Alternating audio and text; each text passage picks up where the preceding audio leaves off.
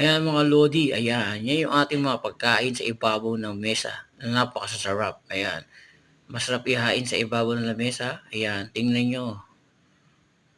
Yan yung ating masarap na putahe, ayan. Ayan.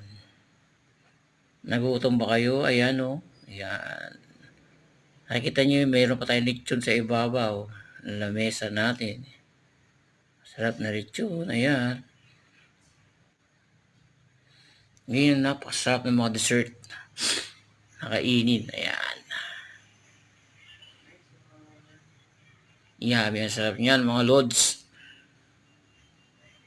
Ating mga ulam, ihahain sa ating ibabaw ng mesa.